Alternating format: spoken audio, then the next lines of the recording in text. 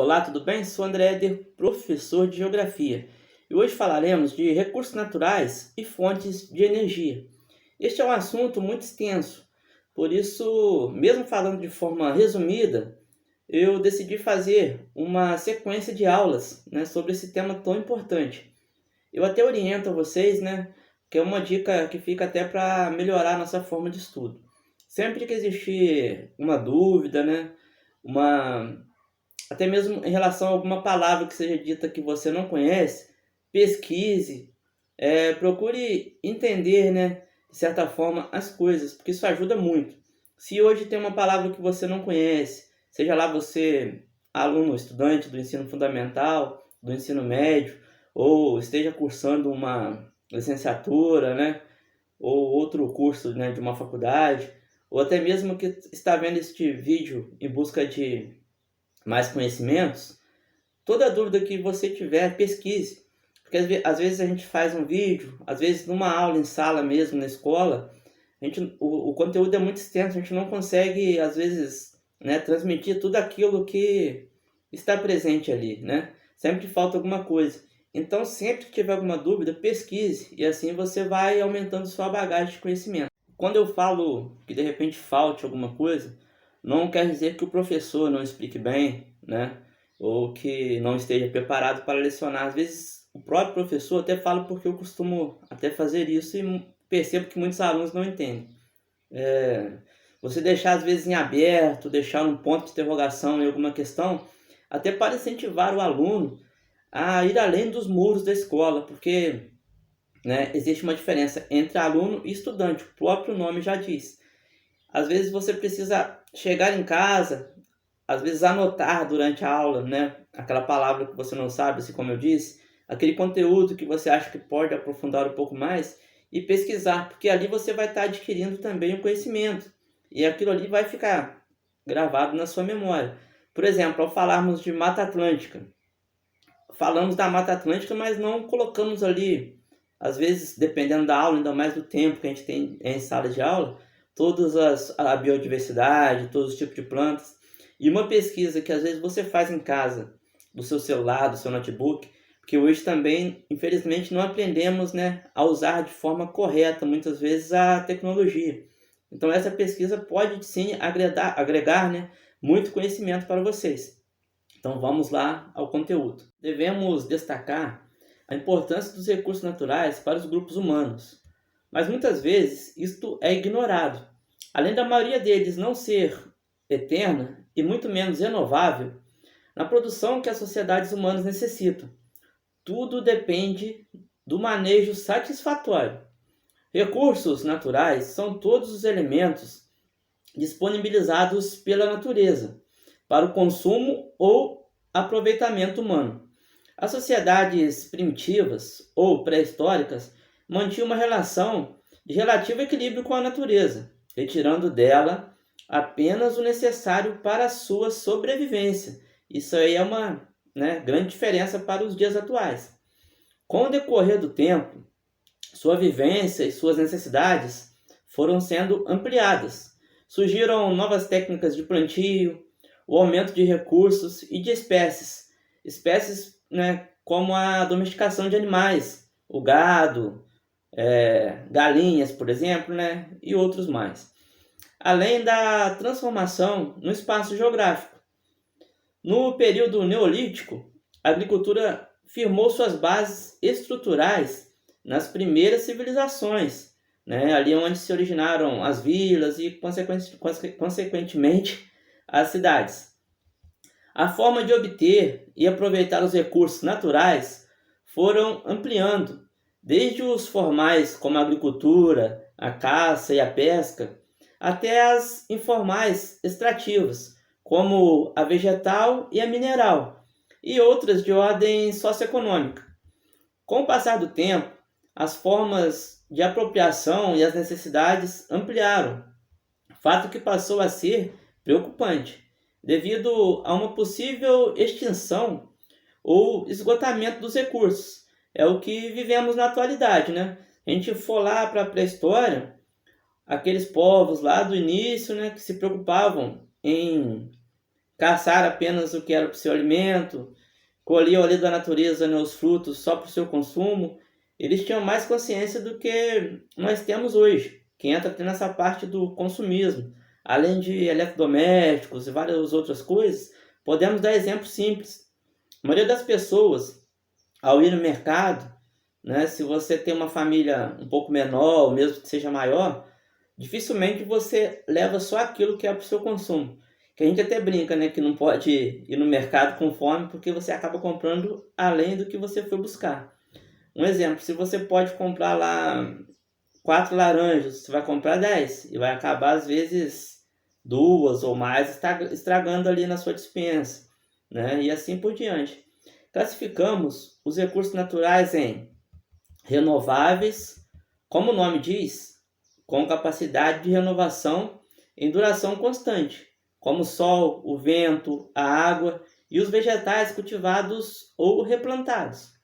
Não renováveis, os que apresentam uma capacidade lenta de reposição, o que pode ocorrer em milhares de anos, ou que se esgotam em um jazimento, né? São eles os minérios de modo geral, os hidrocarbonetos, derivados de petróleo, o carvão mineral, o gás mineral, o xisto, né? E uma lista imensa. Temos que ter a consciência que o recurso natural e sua existência dependem de nós, não é verdade? Encontramos no planeta Terra diversas fontes que, para a produção de energia, algumas são renováveis, já outras esgotáveis. Por isso é necessário a conscientização pelo consumo racional e um manejo sustentável. Para melhor entendimento, podemos dividi-las em fósseis e não fósseis. As fósseis levaram milhões de anos para formar, né? Levaram milhares de anos para se formar, como o petróleo, o gás natural, carvão mineral, o xisto betuminoso e o pirobetuminoso, né? O pirobetuminoso, o xisto betuminoso e vários outros.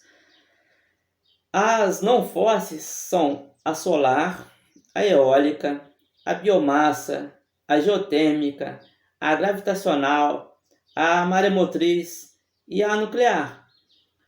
Essas, né, são as não fósseis, mas também que causam seus danos ao meio ambiente e a nós seres humanos também. É até um adentro já para uma pesquisa futuramente.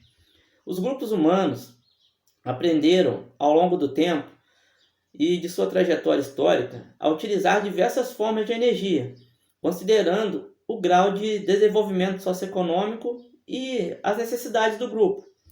A energia maremotriz, que se origina da energia das marés, é usada em países com grande necessidade de recursos energéticos, como a França, a Alemanha e o Japão.